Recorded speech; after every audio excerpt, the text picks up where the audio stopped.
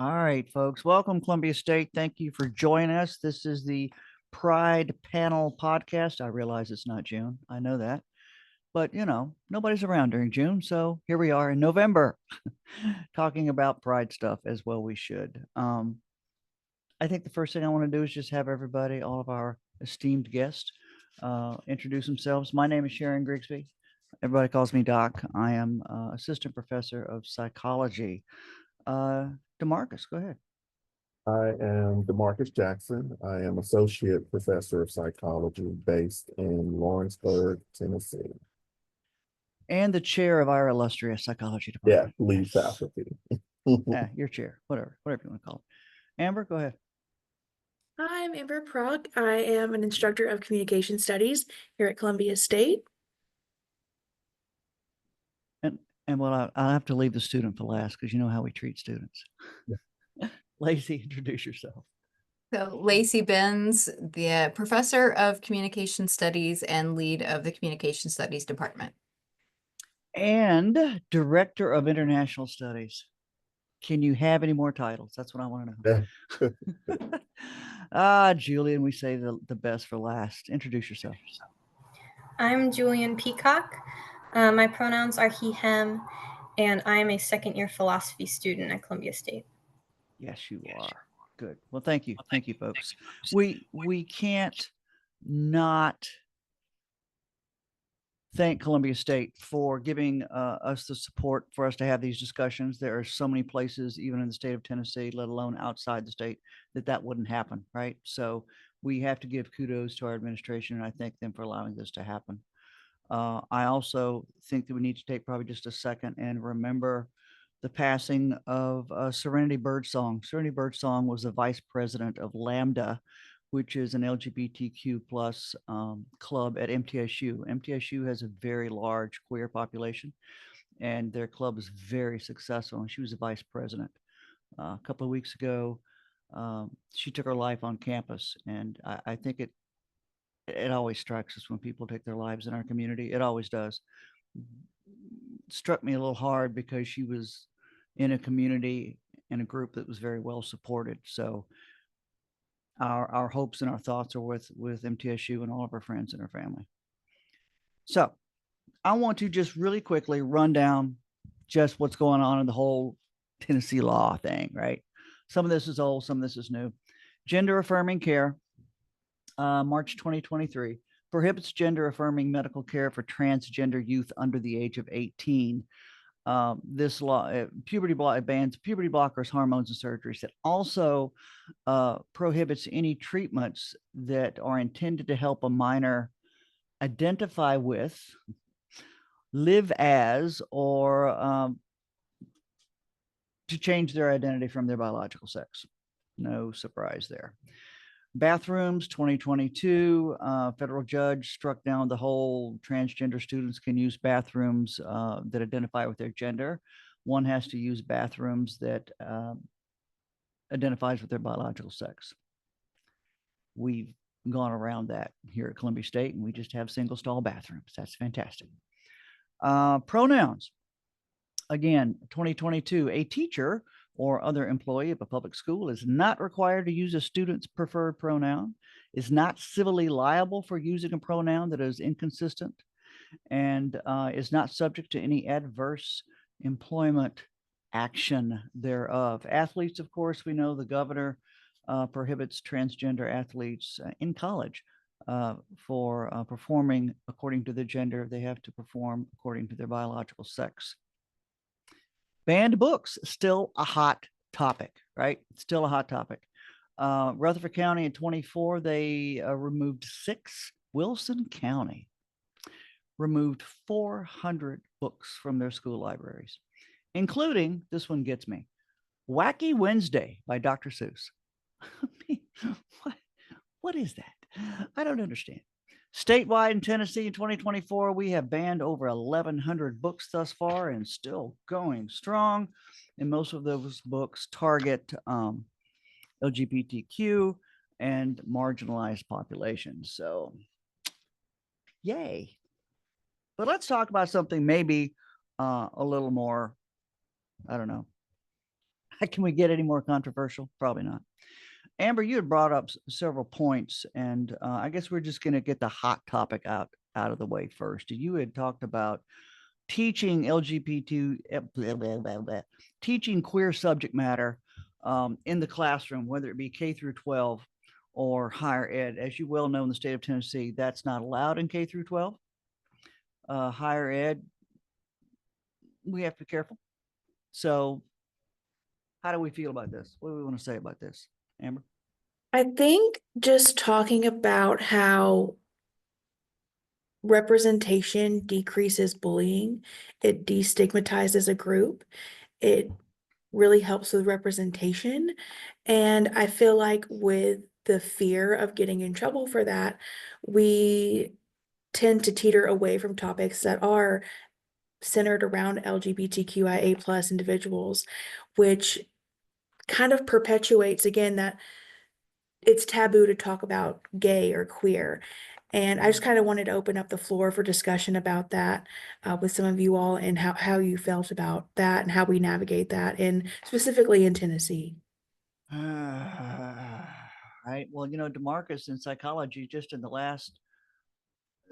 last edition, I think, of our current textbook and intro, we get to talk about gender Yes. and all, that goes with that, which is fantastic. But I don't know. We still have to kind of tiptoe a little bit. Do you We find actually yourself do. And tiptoeing a little bit? I think that a lot of our faculty in the psych department, or some in our department, feel relatively uncomfortable with that new chapter in the textbook, because we do have this notion of divisive concepts Yes. that came down, earlier. And based on those divisive concepts, someone, particularly a person who might be opposed to LGBTQ issues, could read into the divisive concepts, policies, and laws, and take that new chapter in our textbook and say, hey, this sort of fits under divisive concepts, and therefore we should probably not be facilitating that knowledge for fear of reprisal. And so I think it's becoming an issue. And I certainly believe that it will intensify in coming years with the incoming administration. And Excellent point. the governorships of many red states. I think this conversation of what to teach in elementary, middle, and high schools, and what to teach on colleges and universities with regard to LGBTQ will become problematic. We've been fortunate, right? We've been fortunate. We can kind of tiptoe around, and I was super pumped when they put the gender, which they should have a long time ago, but they put the gender chapter in, and looking at the curriculum, it's just informative. There's no, there's no opinion on this. It's a good chapter. It's a great really chapter, chapter. and I use a lot of Lacey and Amber. I use a lot of our Safe Zone training footage and stats in that. And even the assignments that I have are pretty neutral, just explain the theories of gender, basically. I could have some serious conversations, right? But I don't, for fear of, not for fear of getting my hand slapped, because, I really don't care. But I don't want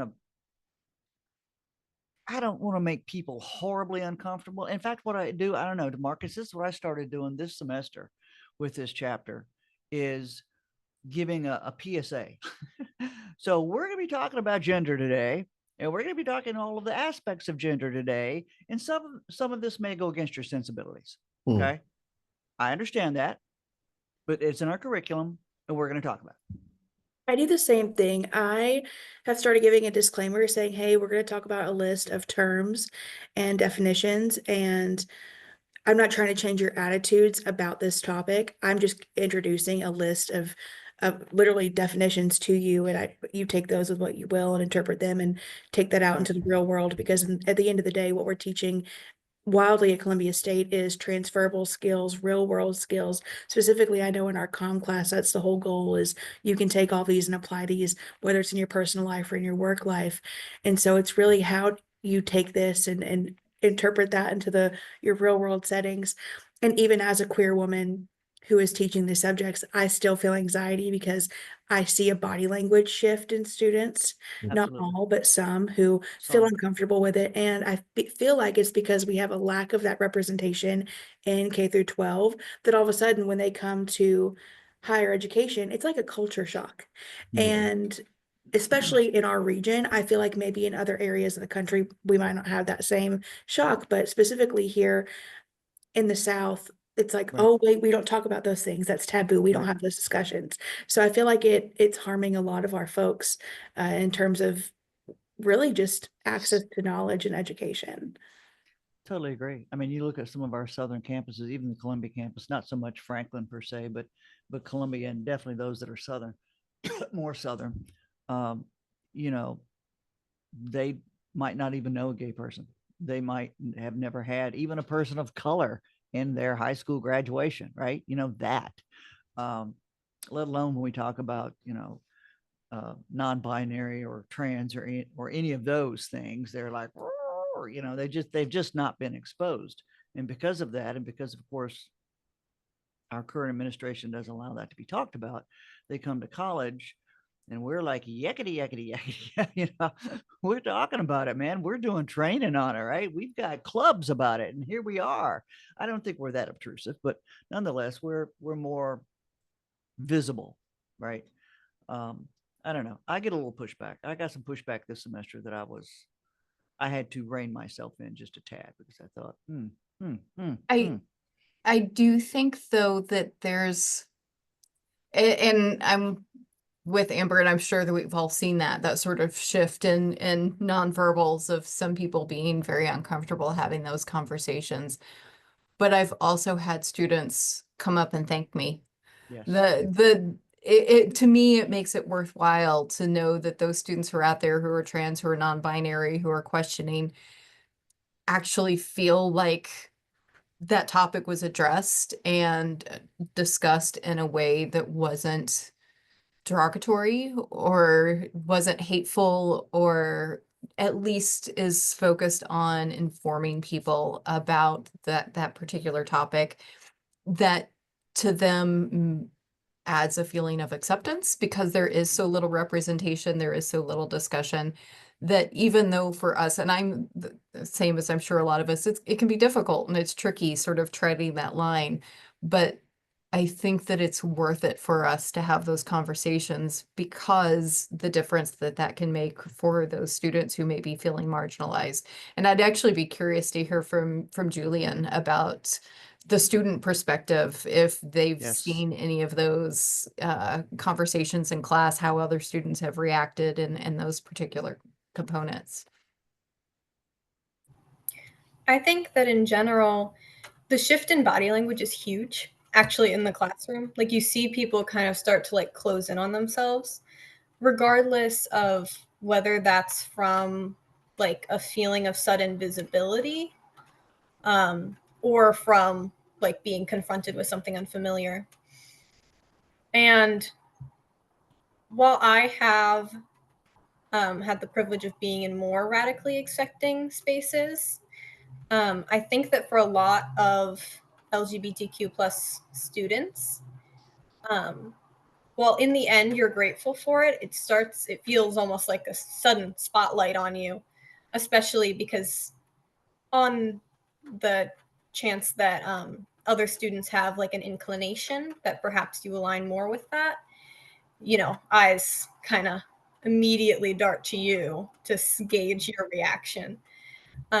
In general, for sure, I think that in my experience, whenever it's brought up, it's definitely a relief to have it addressed and in the open, especially in classes that are aligned with communication and psychology, because it's kind of impossible to take people out of those equations.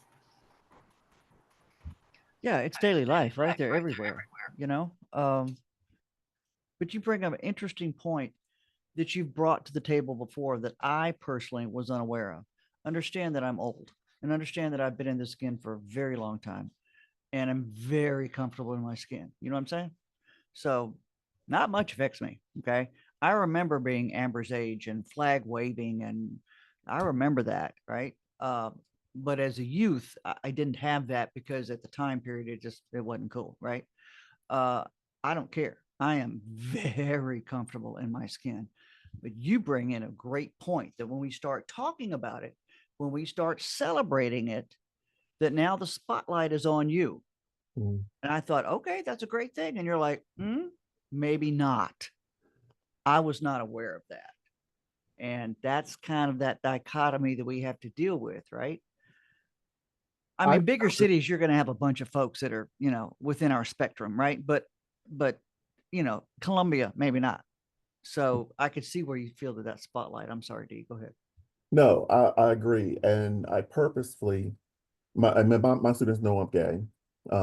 And I tell them at the very beginning of class, and of course, at certain points throughout the given curriculum, that I'm gay. And if I'm your first gay person that you know, congratulations on that front there. I think learning should be uncomfortable at times. And I put this explicitly in my syllabus that we're going to be talking about very uncomfortable, poignant topics. And I think that students, having read that, know that I'm going to bring up these topics, particularly as they pertain to racial issues, vulnerable populations, LGBTQ plus issues.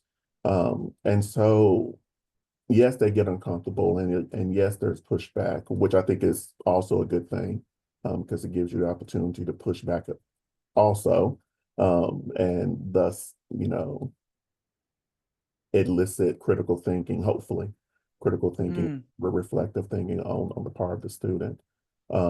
But I also feel that that uncomfortable piece is necessary in college.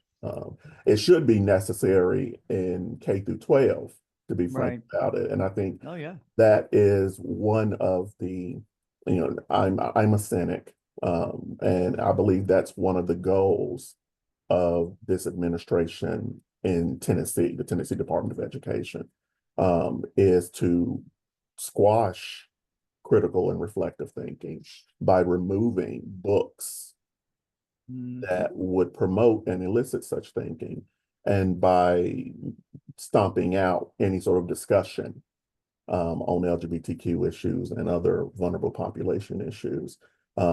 There's a concerted effort, in my opinion, to do these things, therefore create this mindset in the student that it's always going to be uncomfortable, and because it's uncomfortable, it's wrong. And I think that mindset is being cultivated in this state, in my opinion. I think it's I don't. sorry. I'm sorry. Go ahead. Go. I think it's easier to control a population if they're uneducated about different topics.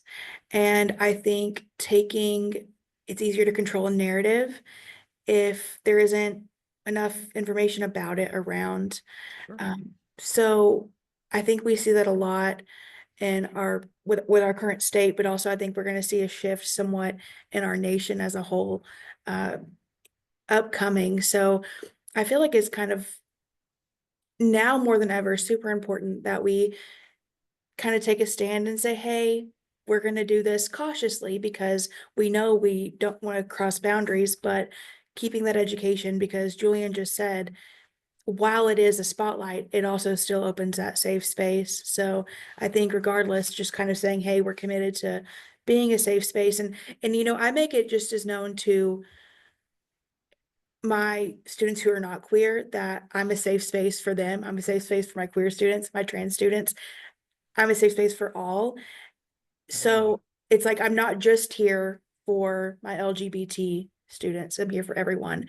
And I think in helping that reassurance might help, which do they need reassurance? Maybe not, but maybe when we are talking about some of those divisive concepts, maybe they just need to hear, hey, I'm here for you just as much as I am the others.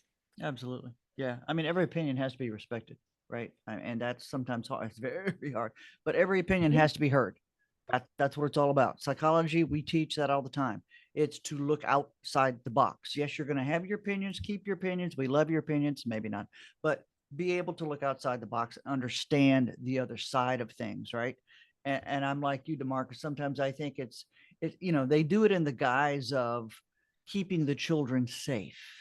These are things that should be taught at home. Well, they tried that with sex ed, right? And that didn't work. So, but that's the guise that they're going through, is that it's immoral and unethical and should be taught at home and not taught by some stranger.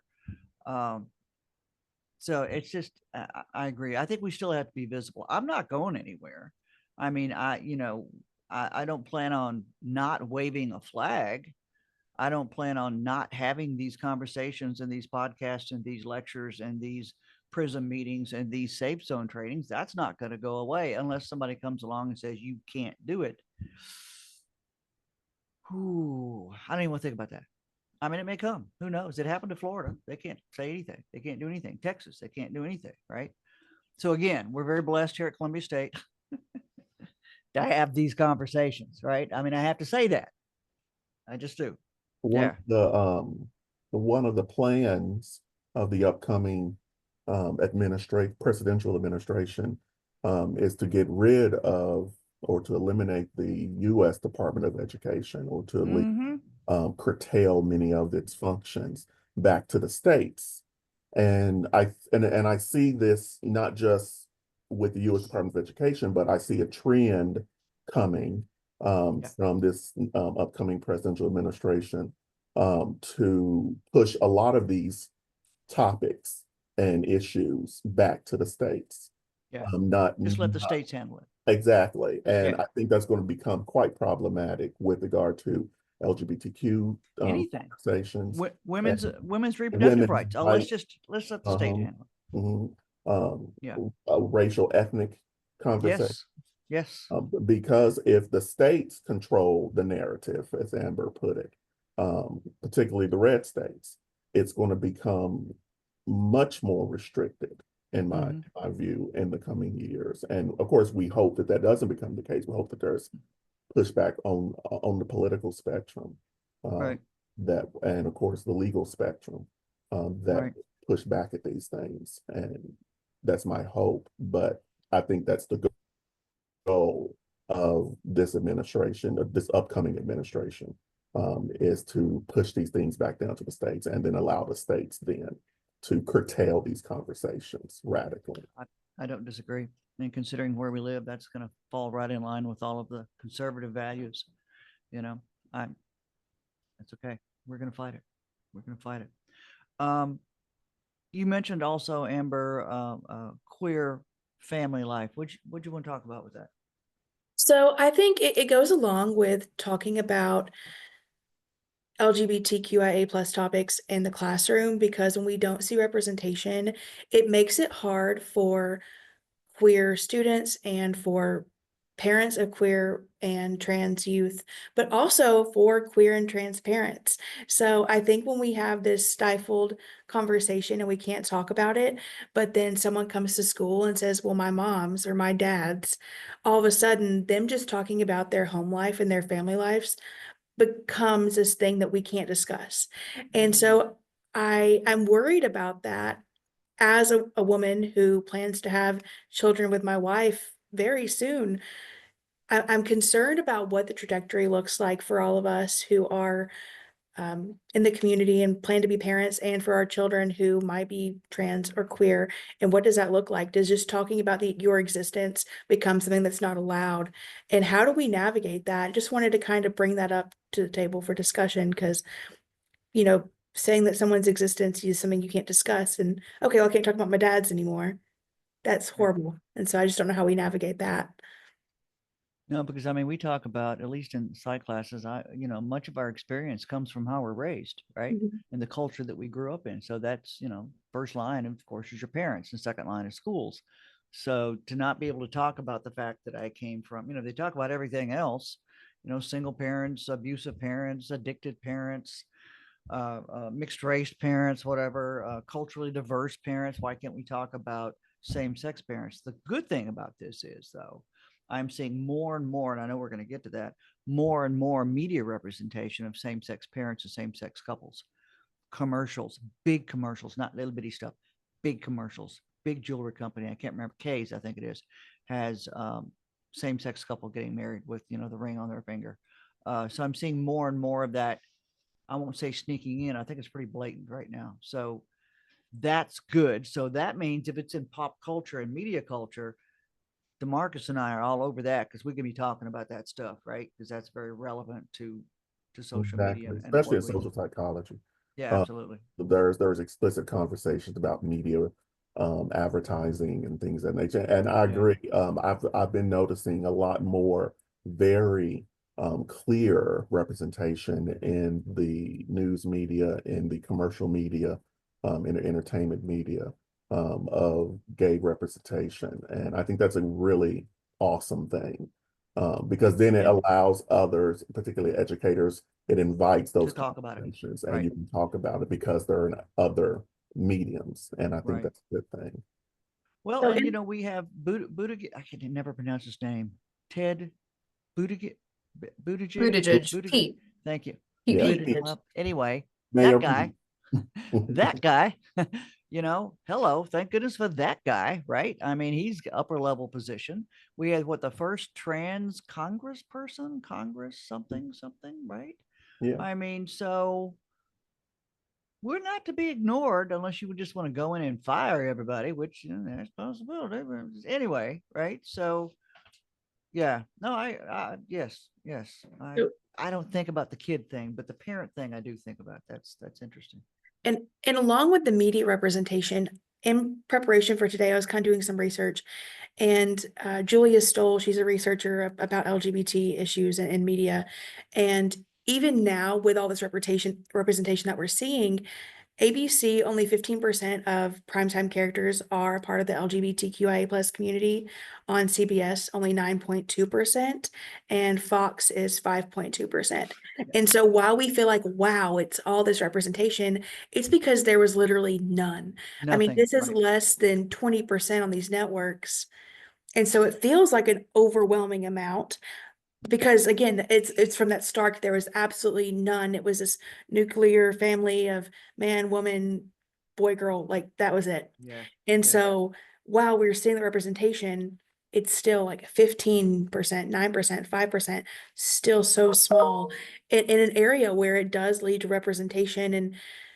And two, how are they representing the communities as well? Because oftentimes I see that the LGBT person in the show is the turbulent one, or has been on drugs or alcohol, or there's something that's not always kosher per se. You know what I'm, so Mhm. we have to look at how are they also representing us too. I did see a That's an excellent Hallmark point. movie that has two female leads, which I am, yes, I haven't actually watched it yet, but I saw the teaser for it yesterday, so I do plan on watching that, but Yeah, I don't do Hallmark, but that's fantastic because Hallmark's very conservative. So that's yes. cool, right? But I will say I watch a whole bunch of stuff. One of the 911 shows that I watch, we have a transgender fireman, which is fantastic, in a very professional light. I watch one of the FBI's shows and a gay married woman with kids. So I'm seeing more and more positive representation. But we could talk about positive representation and the Black female.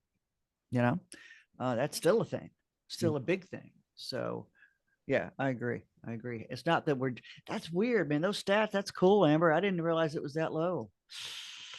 Yeah, it's alarming that we feel like there's so much, and lot. it's really just, and it's funny too, because I'll be watching TV, and anytime there is a gay or trans person, I look at my wife and I'm like, oh, that's family, look. And like I Family. make it a big deal because it's so rare. And so I'm like, oh my gosh, look. And whenever Hunter Schafer's in something, we just freak out because just having that trans representation in media is so important, and we just don't see it a lot.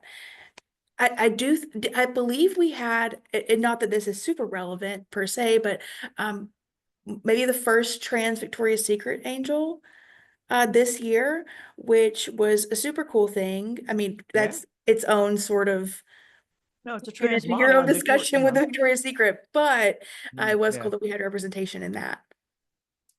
No, anytime we get big time news and, you know, on the screen, I mean, that's as much as we don't like Victoria's Secret, the fact that we're a supermodel and trans is huge. Right. Amber, were you? I'm just curious if there was any kind of statistics on children or youth programming. Because if we're talking about representation, and I think that that can be incredibly powerful for the 8-year-old watching Nickelodeon or whatever it is. And there may not have been any of that information, but I just wondered if there was. So there was a list of programming that was directed towards children. I didn't pull the statistics for that, but I can. This was all like powered by GLAD, so I will share some of those moving forward. But it did say that there was like it listed like the 4 shows that basically, I mean, I think it was like 4 or 5. It wasn't a lot, but that were targeted towards children that had the representation. And it also mentioned, again, just recalling from what I read, that it was like a background character. It wasn't like the main character was gay. It was like, oh, bye, dads. I actually I do know the new Under Wraps movie, the Halloween, like the remake of the 1990 film for the Halloween. I know that's the girl, the lead in that, her dad's, she had 2 dads, but again, it was like in passing. But part of the storyline was they were having to go get this mummy ready around her dad's wedding. So that was cool. It was on Interesting. Disney. No, I mean, that's great. I mean, needless to say, I don't watch any of that stuff, so I'm clueless as last year's Easter egg. So yeah, for sure. Julian, what do you think about, I mean, is it a good thing that we're seeing more representation? Is it not? I mean, I think that the representation showing queer people in advertisements and also referring to the Hallmark and Victoria's Secret thing, I think that there are some more radical views that perhaps the commodification of queer love is not wholly positive. But on the other hand, normalization usually is a good way to ease people who are unfamiliar into the community. Yeah, I have mixed feelings. explain. I would love to hear your mix. Explain.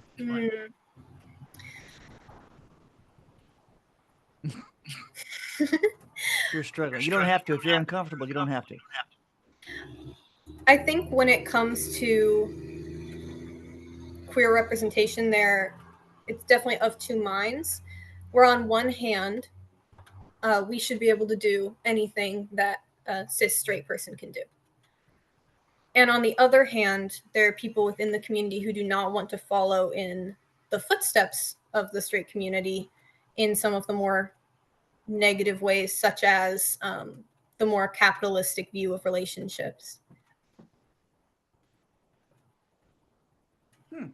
That's a great point. Feeling like we have to fit into a mold of this is what straight people do. I have people ask me all the time, like, oh, well, who takes out the trash in your marriage and who does this? And so I know that sounds crazy, but people ask about the gender roles within my queer marriage all the time. So I can see that, where if we're putting ourselves into these spaces, yeah. Yeah, I see your point. Who's the guy and who's the girl and Yeah, who's I the get wife asked and who's who's the the man, and husband? I'm like, neither of us, for both women. Jesus. Shocking, I know. There is this conversation, as Julian mentioned, amongst some and within the LGBTQ community. Do we subscribe wholly to the heteronormative structure, which is already staunchly, saturated in our society, or do we build our own communities that are unique to us? There is a real divide there that also needs to be discussed and reckoned with. I think a lot of individuals may have the same mixed reactions that Julian. Well, Dee, do you think it's like, I'm just going to go with the black, and I can't relate to this, but the black female, right? The black female has to fit into the same thing with the male, but more with the female as far as how they're dressed and the makeup and the hair. Okay. The hair is a big thing. So do you think it's like, okay, I can be a black female as long as I fit into a norm for that black female. Can't have my natural hair. I can't have my lips too big. I can't wear provocative clothing, all that crap, right? I So do you totally think agree. it's like that? Do you think it's Yeah, I like think it's that? like that completely. Vulnerable populations have to assimilate within the Yeah. larger um, ethos, the larger culture and the norms that we put forward. And if those norms are staunchly heteronormative, Mhm. staunchly white, Mhm. then they have to, contort their bodies, physically and literally, into those, pegs. And I think that that's problematic from the outside looking in. And I think that's problematic within these groups because you have a lot of individuals within these vulnerable populations who subscribe to the belief that no, I'm not going to um, heteronorm myself because society tells me to. I'm not going to whitewash myself because society tells me to. Um, and I think that conversation needs to be had moving forward in the coming years, because when you have these divides within a community, you can't really push forward on the rights and the privileges that these communities want and need. Um, Gay marriage is a big topic that will be coming up in these coming years. I worry that the Supreme Court ruling of Burgeville and Hodges will be overturned in the coming years, the same way with Dobbs and abortion. And if we're not well suited as a group, LGBTQ individuals and allies, if we're not well suited in our conversations within the group, I fear that we won't be able to put on a united front against these pushes in society, telling us, the gay marriage is now going to be taken away or pushed back down to the states and things of that nature. So That makes a we lot of need to sense. have a cohesive message, and you can't have a cohesive message if you have these differences within the group. Right. And I think that's true in Friends. any group.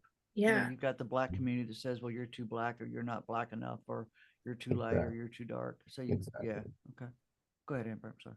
I have friends specifically in the community who believe that this upcoming administration would be good for the community or didn't threaten the community in any way. And again, it's that lack of education of maybe not understanding all that the implications of what a president does and who they vote in to SCOTUS and what that does. Because they're like, oh, nothing's going away for us. And it's like, well, you can't say that, especially when there's a potential seat uh, on the Supreme Court up for debate. And especially in a time when I feel like we're integrating personal beliefs so heavily into the government, you can't guarantee that. So I feel like there's already not enough unification in the community as is. And that kind of another topic I wanted to bring up today on the docket was allyship and really discussing how integral that's going to be in the coming years for us, because allyship really just amplifies the LGBTQIA plus community in our voice, because we are a smaller group and we rely on the powers of other people and their voices to speak when we can't speak for ourselves.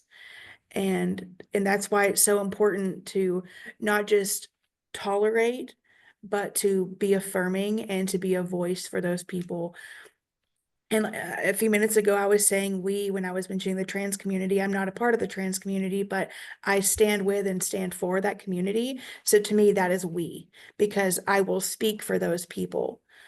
So I think it's really important that we mobilize all of the allies that we can in the coming time.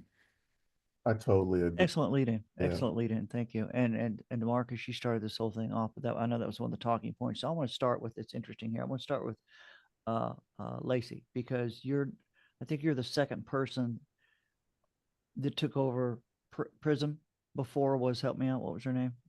Wonderful Oh, lady. Linda was the faculty member that was sort of the impetus for starting it. Right. I was the And then, first advisor for it. right, both of you not in the community. So Right. coming from allyship, what, why? How about that? Why would a straight cis woman get involved with a queer community? Let's just do that. Oh gosh, there's there could be a lot to unpack. But I think that Do I need to roll the couch out? right. I mean, I can only speak personally, of just, of course, having friends and loved ones and people that I respect, talking with students and hearing their comments. And I can tell you what was really the thing that moved me is that the student who first approached me about starting Prism, Colleen, said to me was after the incident that happened on campus with Linda and some of that backlash, is she said that there were students who are in the LGBT community who were coming to her and told her they didn't feel safe at Columbia State. And that kind of, it broke my heart, and but I could absolutely understand why. And I could see that being an issue to the point that even straight cis people had some reactions, same thing that we were just talking about. Are we able to talk about these issues? Are we going to have complaints against us?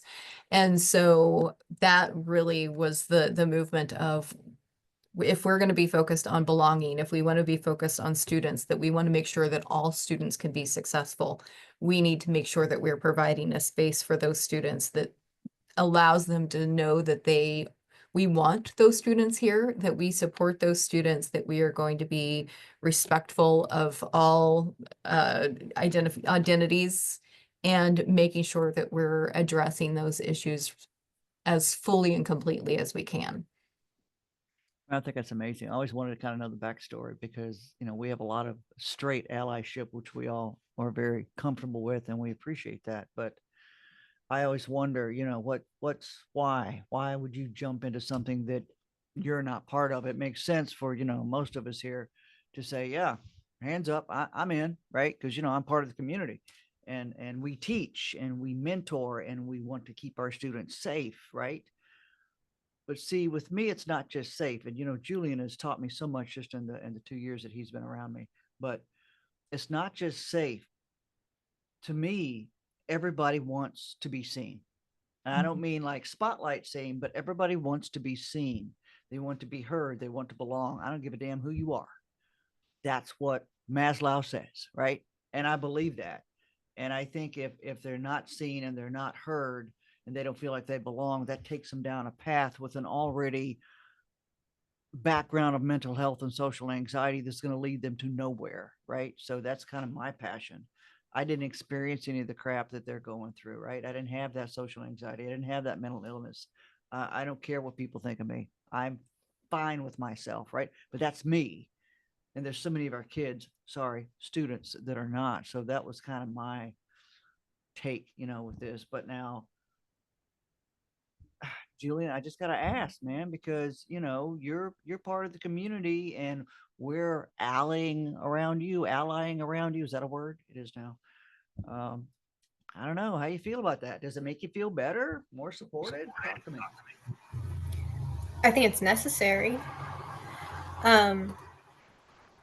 While I think the LGBTQ community is not as small of a minority as many people believe, you really to become in a position of power in any administration or in any government, you need connections.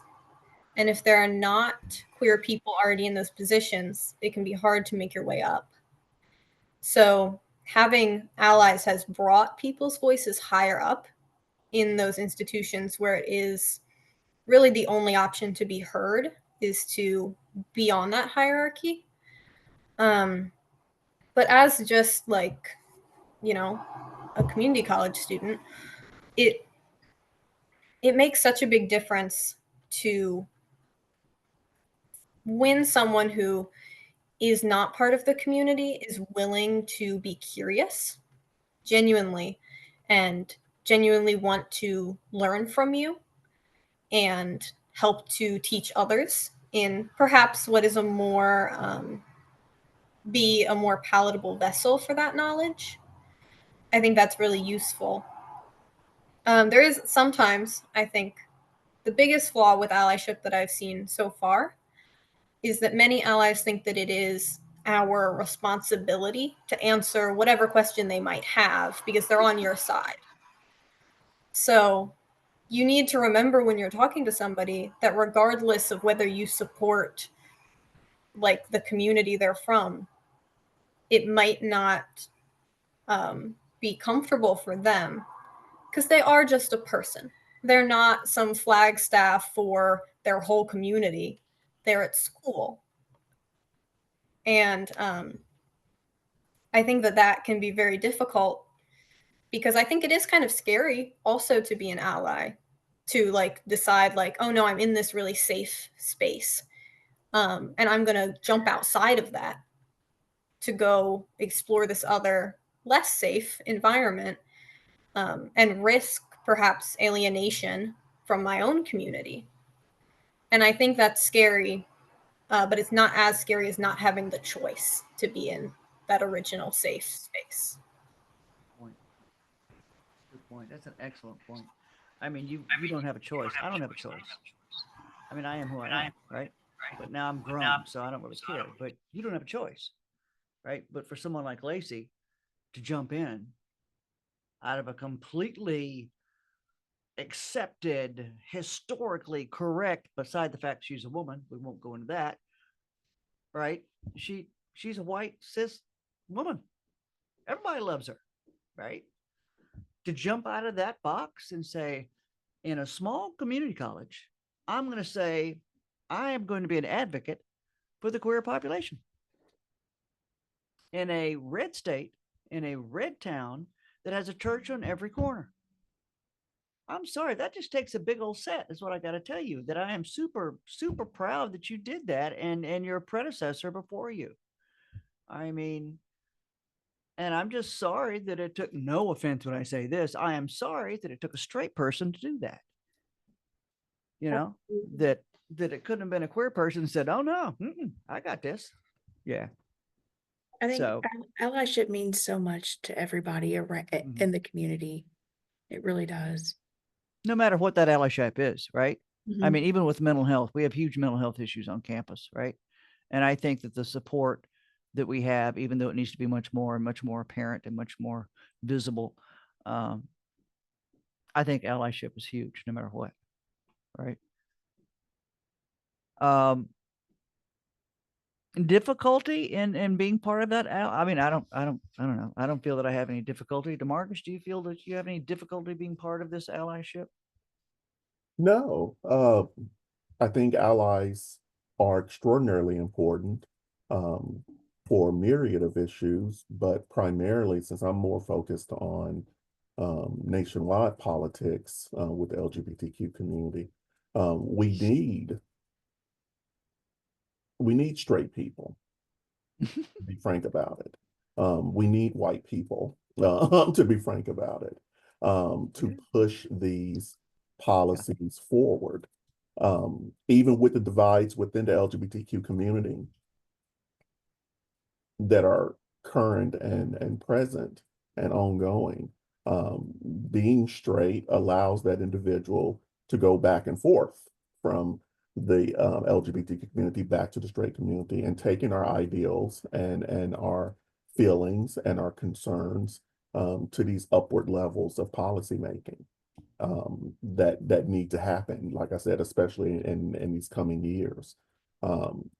So yeah, I don't feel any conflict at all from what I would call authentic allyship from individuals who are seeking to learn about LGBTQ issues and then Right. taking those issues genuinely into society at large and saying, hey, this is same-sex marriage is something that should be that should exist, and I'm going to make sure as a straight person that values same-sex marriage, I'm gonna make sure that that happens. I want that to occur with authentic allyship.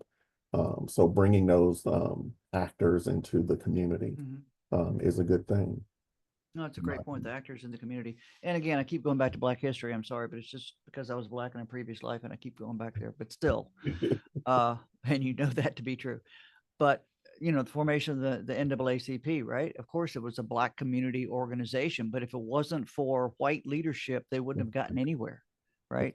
So sometimes we have to ride the tails of those people that are out of our community in order to get things done. And I don't really feel too guilty about that necessarily, you know, depending on whose tail it is that I'm riding. But generally speaking, that didn't sound right at all, did it?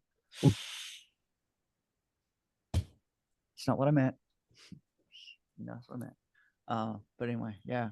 So good conversations today. Julian, you've been awfully quiet. What, any closing thoughts from the student of a small red stated community college? I guess if I were to bring back anything from this discussion, it would be, you know, you mentioned, Doc, about how people will often bring up the argument of protecting the children. And what I would say to that is that we are your children. And there isn't a clear line there. And while it is, I think, more comfortable for people to create one, it doesn't really exist. And I think that while people are really trying to protect their kids, you know, their children, their community, their ideology, you don't get to define who is your community and who are your children. And you don't really know your neighbor as well as you think you do. And to hold space for all those people to become whoever they need to be is probably the most important thing that an ally could do. Excellent point. Julian comes from a long line of mindful, thoughtful people.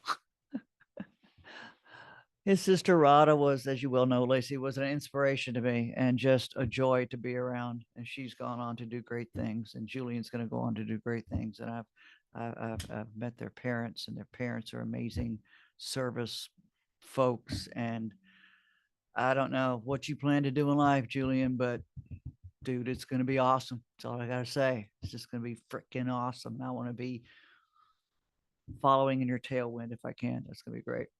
I second I mean, it's just amazing. Now you're the youngest, right? We don't have any more to follow you. You don't have somebody else to bring up. Oh, you did. No, oh. Okay, fine. I don't know what I'm going to do without a Peacock around. All right. Faculty, what do you think? Closing thoughts. I know the future is precarious. I understand that it is.